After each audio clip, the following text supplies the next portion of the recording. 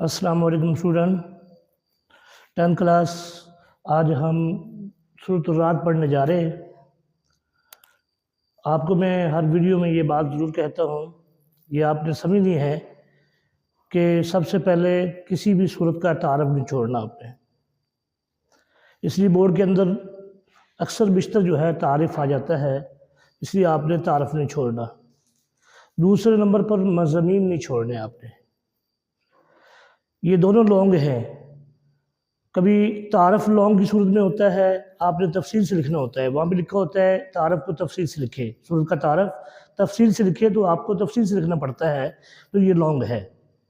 اور مضامین جو ہے یہ لونگ کی ہی صورت میں آتے ہیں بورڈ کے اندر، تو اکثر بیشتر بچے جو ہے یہ مضامین چھوڑ دیتے ہیں صورت کا، جب وہاں پہ آتا ہے تو پھر وہاں پہ پریشان ہوتے ہیں۔ اس لیے پہلے آپ نے دوسرے نمبر پر مضامین لازمی یاد کرنے ہیں، اور اسی طریقے سے جو ہے اندر مختصر مشقی سوالات ہوتے ہیں، اس کو نہیں آپ نے چھوڑنا۔ اور جن صورتوں کے شروع میں جو ہے قرآن مجید کی آیت آتی ہیں، وہ آیت بھی آپ نے لازمی یاد کرنی ہے، لیکن جو مشق کے اندر آتے ہیں وہ یاد کرنی ہے آپ نے، کیونکہ آسان طریقہ یہ ہے کہ مشقی اگر آیت آپ یاد کر لیں، وہ 3 4 5 ایسے ہوتی ہیں، وہ آپ نے نہیں چھوڑنی۔ کبھی شارٹ جو ہے آپ کو الفاظ معنی دیے ہوتے ہیں انہوں نے، کبھی شارٹ جو ہے آیت دی ہوتی ہے چھوٹی چھوٹی، وہ بھی شارٹ کے اندر آ جاتی ہیں، اس لیے پیارے بچوں آپ نے ترجمہ بھی لازمی یاد کرنا ہے۔ اس لیے مضامین نہیں چھوڑنے، ترجمہ نہیں چھوڑنا، اور اسی تعارف نہیں چھوڑنا، یہ آپ نے لازمی یاد کرنا ہے۔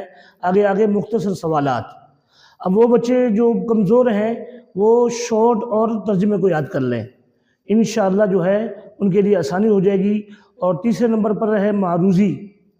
یہ معروضی جو ہے پورا سال ہم نہیں دیکھتے اس کو، پھر جہاں وہاں پر جاتے ہیں تو معروضی جو ہے مشکل ہوتی ہے، اس لیے آپ نے معروضی بھی نہیں چھوڑنی، معروضی آپ نے لازمی یاد کرنی ہے۔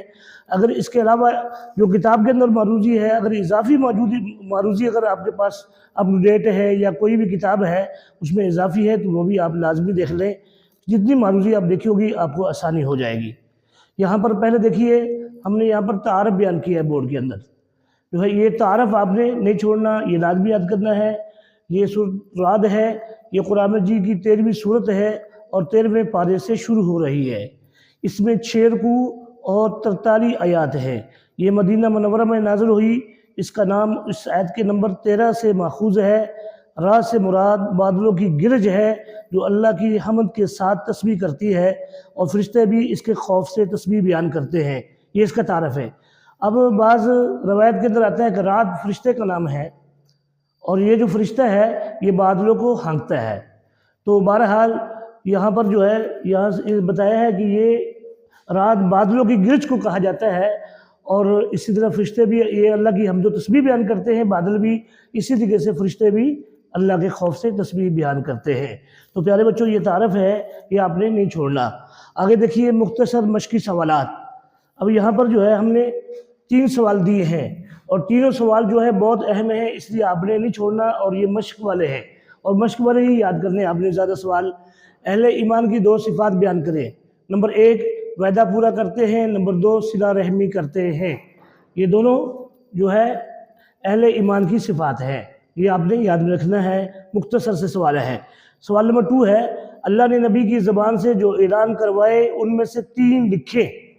تو پیارے بچوں یہ سوال بہت ہی اہم ہے، اس سوال کو آپ اچھی طرح سمجھ لیجئے اور آپ نے اس کو یاد کرنا ہے۔ جواب نمبر 1 ہے میں اللہ کی عبادت کرتا ہوں اور اس کے ساتھ کسی کو شریک نہیں ٹھہراتا۔ نمبر 2 میں اسی کو پکارتا ہوں۔ نمبر 3 اسی کی طرف لوٹ کر جانا ہے۔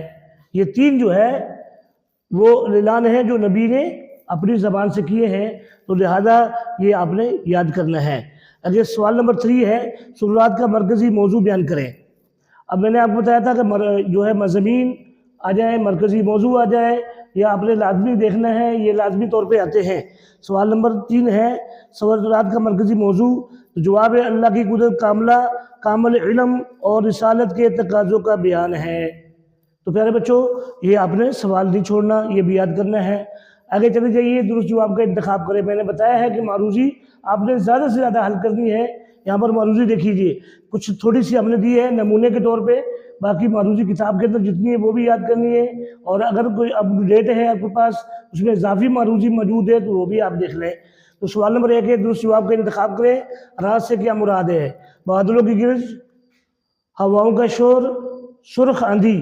تو جواب آئے گا بادلوں کی گرج، یہ جواب صحیح ہے۔ اگلا لفظ ہے معقبات کا معنی کیا ہے؟ پہلا ہے پچھلے آنے والے، حساب کرنے والے، سزا دینے والے، سوال کرنے والے۔ تو جواب آئے گا پیچھے آنے والے۔ تو یہ جواب بالکل درست ہے، یہ آپ نے یہاں پر نشان لگانا ہے۔ اسی طریقے پیارے بچوں معروضی بھی دیکھتے جائیں اور شور بھی دیکھتے جائیں، اور وہ آیات جو مشق کے اندر موجود ہے وہ دیکھتے جائیں۔ انشاءاللہ یہ آسان ہے، مشکل نہیں ہے۔ آپ کے یہ باقی کتابوں سے زیادہ نمبر آپ اس میں لے سکتے ہیں اگر آپ تھوڑی سی محنت کریں تو۔ السلام علیکم۔